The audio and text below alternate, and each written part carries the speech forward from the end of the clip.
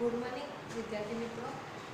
આજના વિડીયોમાં આપણે યુનિટ 6 એમાં કોઈ રીડ નથી, માત્ર એક જ પાઠ આપેલો છે એટલે આપણે રીડ નંબર લખતા નથી, માત્ર યુનિટ નંબર લખીએ unit 6 strike against war.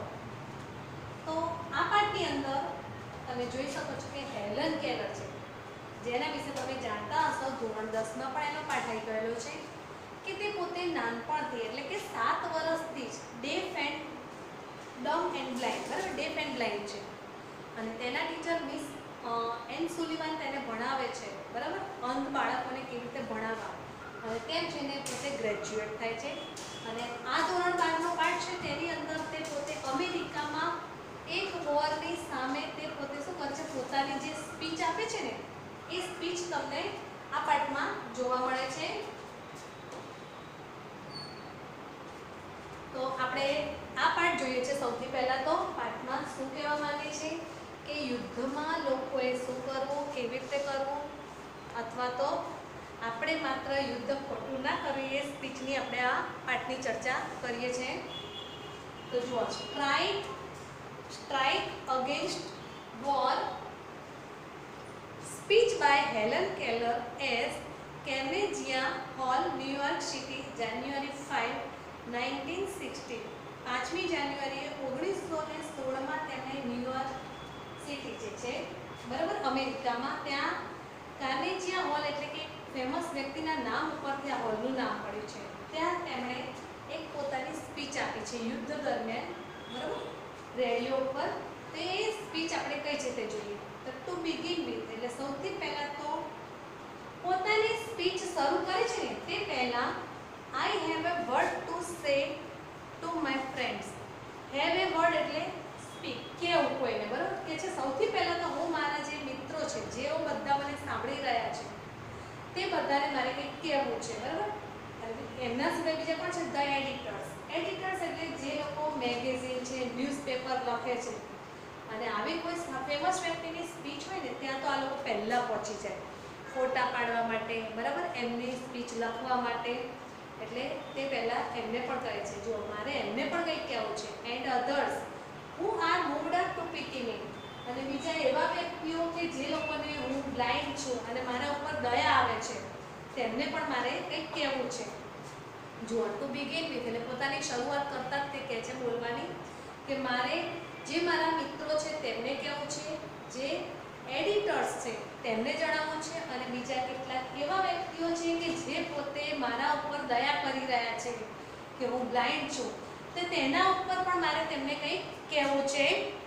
Sum people are ગ્રીવડ કેટલાક લોકોને છે ને મારા તરફ કેવું સોરી કહે ને તો ગ્રીવડ એટલે કે દયા આપવી, મને દિલગીરીથી અથવા તો દયાથી જોવે છે। આપણે પણ કોઈ અપંગ વ્યક્તિ હોય તો સ્વાભાવિક છે આપણે તેમના તરફ એક દિલગીરીથી જોઈએ કે ભગવાને તેને કેવો બનાવ્યો છે અથવા તો હું એને કઈ રીતે કઈ મદદ કરી શકું છું, માટે તે કહે છે the imagine I am in the hands of unprincipled persons. તેમણે પહેલું જ કહું છું કે તમે મારા તરફ દયા જરાય પણ રાખશો નહીં બરાબર, અને હું કોઈ એવા વ્યક્તિએ કે કોઈ કઈ મોટો વ્યક્તિ હોય અને તે મને કહે કે તમારે આમ બોલવાનું છે, અપ્રામાણિકતાથી ખોટી સ્પીચ આપવાની છે, તો હું આવું કંઈ જ કરવાની નથી અથવા તો કોઈ આવા વ્યક્તિના હાથનું કોઈ રમકડું કે એવું નથી પહેર્યું કે જે તે મને કહેશે એ પ્રમાણે બોલીશું। એટલે મારે જે કહેવું છે એ પ્રમાણે જ હું કહેવાની છું। who pursued me to adopt unpopular causes and make me the mouthpiece of their propaganda। અથવા તો હું છે એવા વ્યક્તિઓના હાથનું અનપોપ્યુલર એટલે ફેમસ નથી, કારણ વગરનું કંઈ એવું કંઈ એડોપ્ટ એટલે સ્વીકારેલી કોઈ એવી વસ્તુ નથી। And make me the mouthpiece of their propaganda પોતાની વાત લોકોને સુધી પહોંચાડવા માટે તેઓએ મને માઉથપીસ બનાવી નથી કે મારા મોઢામાં અથવા તો મને કહેવામાં આવે કે તમારે આ વસ્તુ લોકો આગળ બોલવાની છે અને હું તે વસ્તુને બોલી જાઉં તેવું મને ક્યારેય કહેવામાં આવેલું નથી।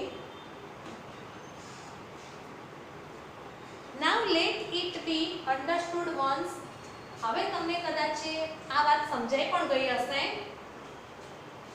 and for all that I do not want their pity અને મારે એમાંથી કોઈની પણ મારા તરફની દયા પણ મારે એમને તરફથી જોઈતી નથી, કોઈ મને દયાનો ભાવ આપશો નહીં। I would not change places with one of them. તે લોકો મારા ઉપર દયા રાખશે કે કંઈ પણ કરશે તો પણ આ મારી જગ્યા છે, મેં મારી મહેનતથી જ પ્રાપ્ત કરી છે અને ક્યારે પણ હું એને ચેન્જ પણ કરવાની નથી અને તેને સ્વીકારી લેવાની છું. એટલે તમે કોઈ મારા તરફ દયા રાખશો નહીં. I would not change places with one of them. કોઈના પણ કહેવાથી હું આ જગ્યા છોડીશ પણ નહીં. I know that what I am talking about. અને હું જાણું છું કે મારે શું બોલવાનું છે આ જગ્યાએ રહીને. My sources of information are as good and reliable as anyone else. આશા રાખું છું કે હું તમને જે પણ માહિતી આપીશ ને એ માહિતી કેવી હશે, સારી પણ હશે અને રિલાયેબલ એટલે વિશ્વાસપાત્ર.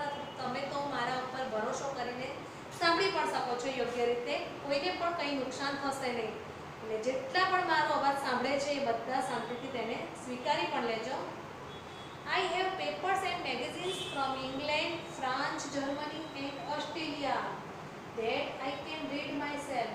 હેલન કેલર શું કહે છે? એ પોતે બ્લાઇન્ડ હોવા છતાં પણ એમ કહે છે હું ઇંગ્લેન્ડ, ફ્રાન્સ, જર્મની અને ઓસ્ટ્રેલિયાના જે ન્યૂઝપેપર એટલે ન્યૂઝપેપર અથવા તો મેગેઝિન સામે એ બધું જ હું મારી જાતે વાંચી શકું છું. I can read my self. હું મારી જાતે જ વાંચું છું. મારા માટે કોઈ બીજો માણસ એવો નથી કે જે વાંચે અને હું સાંભળું. બરાબર? એટલે આ બધી જ ભાષાઓ મને આવડે પણ છે. એટલે તમે એવું ના માનશો કે હું એમ કે બીજા વિશે કહી રહી છું, બીજા તો ખરાબ બોલું છું, એમને નથી બોલતી. હું જાણું છું માટે બોલી રહી છું. Not all the editors I have with can do that. મારા માટે કોઈ એડિટર્સ કે કોઈ છે જ નહીં. હું મારી જાતે જ બધા કામ કરું છું. Quite a number of them have to take their French and German second hand. હા, કદાચ કેટલાક માણસો એવા પણ હશે કે તેમને કદાચ ફ્રેન્ચ કે જર્મન ભાષા ના આવડે ને, પોતે ઇંગ્લિશ જ જાણતા હોય તો સેકન્ડ હેન્ડ એટલે જૂના પુસ્તકો કે એવું નહીં, પણ બીજો એક હાથ એટલે બીજો હાથ એટલે શું, એવો માણસ છે કે જે જર્મન લેંગ્વેજ જાણે છે. બરાબર? અને એ જર્મન લેંગ્વેજ જાણે છે તો એ જર્મનની જે ભાષા છે ન્યૂઝપેપરની તેનું ઇંગ્લિશમાં ટ્રાન્સલેટ કરીને આ વ્યક્તિને જણાવે છે તો આ વ્યક્તિ તેની ભાષા સારી રીતે સમજી પણ શકે છે તેવું કહે છે. એટલે કે મારે તો કોઈ એવો સેકન્ડ હેન્ડ છે જ નહીં. હું મારી જાતે જ તેને સમજું છું દરેક ભાષાને. No I will not depreciate the editors. એનો અર્થ એવો નહીં કે હું એડિટર્સ કે તંત્રીઓ કે જે છે બધાને વખોડું છું અથવા તો એમના વિશે ખરાબ બોલું છું. They are an overworked. મને ખબર છે તે બધા છે ને કામ તો કરે જ છે વધારે પડતું. મિસઅન્ડરસ્ટુડ ક્લાસ. પણ તેઓ કેવું સમજ્યા વગર બધું કામ કરે જાય. તેમને કહેવામાં આવે એટલું જ એ કામ કરે જતા હોય છે. લેટ ધેમ રિમેમ્બર ધો that if I cannot see the fire at the end of cigarette. એમ કે છે તમને બધાને ખબર છે હું બ્લાઇન્ડ તો છું એટલે મારી સામે કદાચ આગ પણ સળગતી હોય ને તો મને નથી ખબર પડતી. અને બીજું કે છે the fire at the end of their cigarette. માની લો કે સિગારેટ હોય તો સિગારેટ એટલે કે સિગરેટ હું પીતી હોઉં કે કોઈ પીતા હોય તો મને સિગરેટ પીતા પીતા જે એનો છેલ્લો ભાગ આવી છે ને એન્ડ, તો એના ઉપર જે આગ હોય ને એ પણ મને દેખાતી નથી. neither can they thread a needle in the dark. અને સાથે સાથે રાતના અંધારામાં કોઈ મને સોય આપે અને દોરો આપે. બરાબર? તો એ દોરાની અંદર હું સોય પણ પરોવી શકતી નથી કારણ કે હું પોતે બ્લાઇન્ડ છું. એ બધાને તો ખબર છે જ. all I ask a gentleman is a fair felt and no favor. અહીંયા બધા જ માણસોને કહેવામાં આવે છે કે અહીંયા એક આદર્શ ક્ષેત્ર છે આપણા માટે. બરાબર? કોઈ જ આપણો વિરોધી નથી, કોઈ આપણો દુશ્મન નથી. એ આપણે સ્વીકારવાની જરૂર છે. જ્યારે યુદ્ધ થઈ રહ્યું છે ત્યારે યુદ્ધના પહેલા તે બધાને સમજાવી રહી છે માઇક દ્વારા કે ભાઈ તમે જે થઈ રહ્યું છે એ બહુ જ ખરાબ થઈ રહ્યું છે. તમે તમારી સામે અથવા તો કોઈ દુશ્મન નથી તેમ સમજીને તમે કામ કરો તો આ લડતને બંધ કરો. સ્ટ્રાઇક શબ્દ છે જાણો છો, હડતાલ પાડવી. બરાબર? યુદ્ધના વિરુદ્ધમાં હડતાલ. હડતાલ એટલે સ્પીચ આપવી. I have entered the fight against the preparedness and against the economic system under which we live. જ્યારે હું બોલવા આવી છું ત્યારે મારી કોઈ તૈયારી પણ નથી. બરાબર?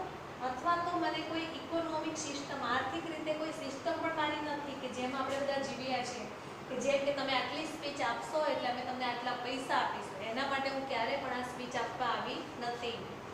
It is to be fight to the finish. તમે લડીને અંત લાવો છો and I ask no quarter, એનો કોઈ જ અર્થ નથી, પરંતુ તમે પ્રેમથી એકબીજા સાથે સંપીને સારી રીતે લો અથવા તો યુદ્ધને થવા ના દો, અટકાવો. એવું તે કહેવામાં આવે છે કે લડતથી ક્યારેક કોઈ માણસને સારું પરિણામ મળતું જ નથી, હંમેશા બધા દુઃખી થતા હોય છે, તેવું સમજાવી રહી છે. તો સૌથી પહેલા તો આપણે આ જ ફકરો એકવાર ફરીથી લઈ લઈએ અહીંયા સુધી.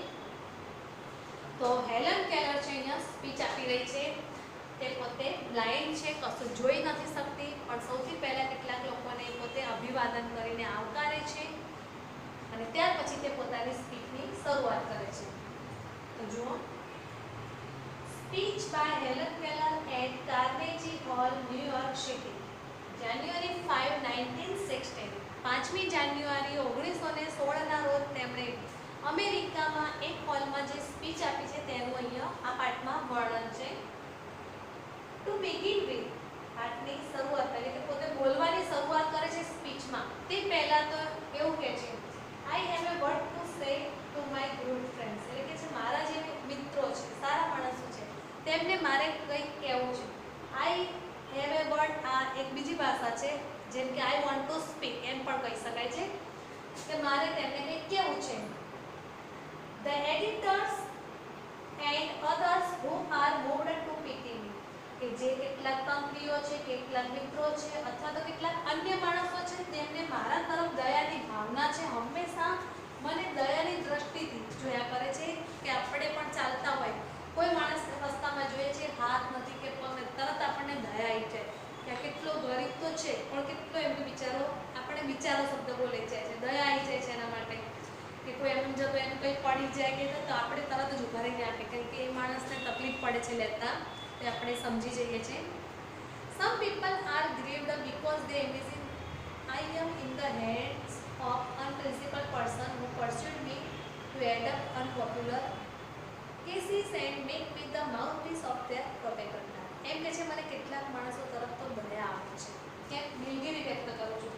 કેટલાક વ્યક્તિઓ એવું વિચારી રહ્યા છે હું કોઈ સિદ્ધાંત વગરના માણસો છે ને એમના હાથની કઠપૂતળી છું, અથવા તો એવી છું કે જે હું માઇકમાં બોલું છું એમના કહેલા શબ્દો તમને જણાવી રહી છું, માઉથ પીસ છું એમનું. તો એ એમની ભૂલ છે અને ખોટું છે એ સ્વીકારી લે કે હું એવું કંઈ જ કરવા આવી નથી.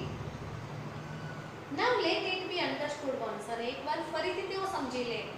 And for all that I do not want their pity, મારે ક્યારે પણ કોઈના તરફથી દયા જોઈતી જ નથી, કારણ કે હું હવે એમ કે કેપેબલ છું, મારી રીતે બધું જ કામ કરી શકું છું, બરાબર.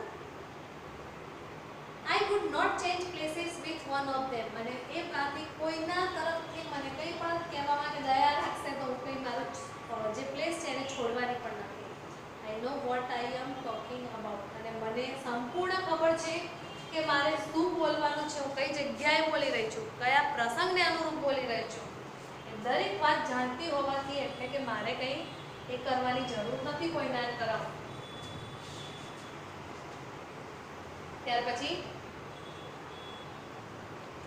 My sources of information are as good and reliable as anybody else.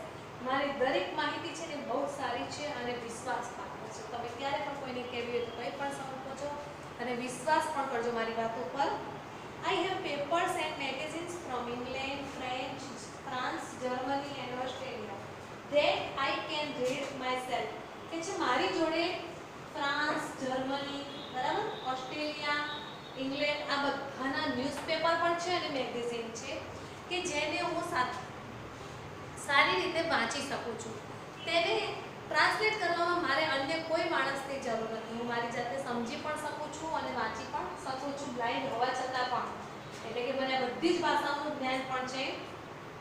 Quite a number of them have to take their French and German second hand.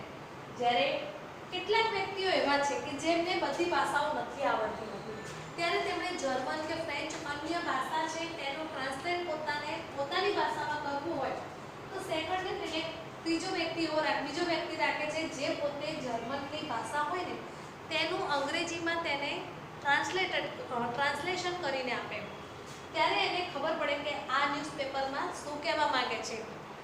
અને મારે કોઈ જ આવા વ્યક્તિની જરૂર નથી, કારણ કે હું બધું જ મારી જાતે સારી રીતે કરી શકું છું કામ.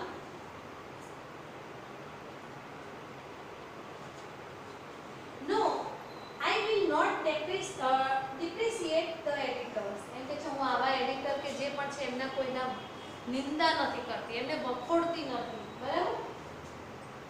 They are all overworked, misunderstood class. મને ખબર છે કે બધા સખત મહેનત કરે છે પણ સમજ્યા વગરનું કામ કરતા હોય છે કેટલી વાર, અથવા તો કદાચ એ મને પણ ના સમજતા હોય.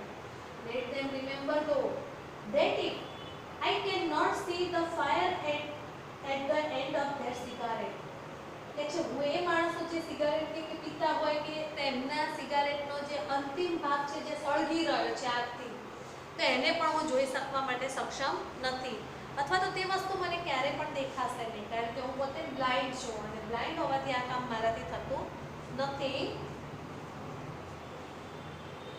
Neither can they thread a needle in the dark. Needle એટલે સોય. અને જો રાતના અંધારામાં કોઈ મને સોય અને દોરો આપે, થ્રેડ એટલે દોરો, તો હું એ દોરાની અંદર સોયને પરોવી પણ શકીશ નહીં, કારણ કે હું પોતે બ્લાઇન્ડ છું. All I ask gentlemen is that fair field and no favor. અને યુદ્ધના મેદાનમાં હું દરેકને સમજાવી રહી છું, કહી રહી છું કે ભાઈ આ યુદ્ધનું મેદાન છે, એવી જગ્યા છે જ્યાં બધાનું નુકસાન જ છે, બરાબર, કોઈ આપણું નથી, પણ તેમ છતાંય તમે સામેના વ્યક્તિનો વિરોધ કર્યા વિના કે એનો તિરસ્કાર કર્યા વિના તમારો જ માણસ છે તેમ સમજીને તમે કામ કરો અને યુદ્ધને અટકાવી દો. I have entered the fight against preparedness and against the economic system under which we live. એમ કે છે હું આ લડત લડી રહી છું તે મારી તૈયારી સાથે, બરાબર, મને તૈયારી પણ કરી છે અને એક આર્થિક સિસ્ટમ જે છે એની સાથે જેમ આપણે બધા જીવીએ છીએ એનાથી હું આને રજૂ કરી રહી છું અત્યારે. It is to be a fight to the finish. અને જ્યારે યુદ્ધનો અંત આવશે and I ask no quarter, કે એનો ત્રીજો ભાગ કોઈ છે જ નહીં, પણ તમારે સમજીને આ લડતને કરવાની છે પૂરી. All the machinery of the system has been set in motion. તમે સમજી શકો છો કે કોઈ પણ મશીન કામ કરતું હોય છે તો એ હંમેશા શું હોય છે, ગતિમાં હોય છે. Above the complaint and beat of the protest from the workers is heard the voice of authority. એમ કે છે કેટલીક વાર એવું બને છે કે મશીનનો જે અવાજ છે તે સાથે સાથે ફેક્ટરી કે એમાં કામ કરતા જે મજૂરો છે તેમનો પણ અવાજ હોય છે. કેટલીક વાર કે કમ્પ્લેન, ફરિયાદો હોય છે કે ભાઈ અમને પગાર વધારો અથવા તો અમને રક્ષણ આપો, પણ પહેલા ઓથોરિટી એટલે જે સત્તા ઉપર બેઠેલા માણસો છે ને તેમને આમનો અવાજ કેટલીક વાર સંભળાતો પણ નથી. હવે એ ઓથોરિટી છે એ લોકો બોલી જાય ઇમિડિયેટ કોમામાં છે, એટલે હેલન કેલર છે, friends it says fellow workmen patriots your country is in danger. કે છે વાલા કામદાર માણસો જે છે તેમને કહેવામાં છે દેશભક્તો તમારો દેશ અત્યારે શેમાં છે, ભયમાં છે, તમારા દેશને બચાવવાનું એ તમારા જ હાથમાં છે. There are foes on all sides of us. તમારે વિચારવાનું છે તમારી આજુબાજુ બધે જ દુશ્મનો છે. એવું નથી કે સામે તલવાર કે બંદૂક લઈને ઊભો રહે એ જ આપણો દુશ્મન છે. કેટલીક વાર આપણી જોડે જ ઊભેલો હોય એ પણ આપણો દુશ્મન હોય, પણ આપણે એને ઓળખવાની જરૂર છે. There is nothing between us and our enemies except the Pacific Ocean and Atlantic Ocean. આપણે આ દુશ્મનો અને આપણા વચ્ચે બીજું કંઈ જ નથી. એક પેસિફિક ઓશન અને એક એટલાન્ટિક ઓશન છે, એક ખાબોચિયું અથવા તો એક નાનામાં નાનો ભાગ છે તે જ આપણી વચ્ચે છે, એટલે દુશ્મનો અને આપણા વચ્ચે જાજુ અંતર પણ નથી. Look at what has happened to Belgium. તમે વિચાર કરો કે બેલ્જિયમમાં શું બન્યું હતું, જુઓ. Consider the fate of Serbia. Will you murmur about low wages when your country, your very liberties are in danger? કેટલીક વાર કેટલાક લોકો ઓછો પગાર, ઓછું વેતન મળે છે એનો બળબડાટ એકબીજા સાથે કરતા હોય છે કે ધીમે ધીમે વાતો કરતા હોય છે, તેનો કોઈ જ અર્થ નથી. યોર વેરી લિબર્ટીઝ, તમારી સ્વતંત્રતા જે પણ છે ને એ અત્યારે શેમાં છે, ભયમાં છે. What are the miseries you endure compared to the humiliations of having a victorious German army sail up the East River? તમને કેટલાક દુઃખો પણ નડતા હશે, તમે સહન પણ કરતા હશો,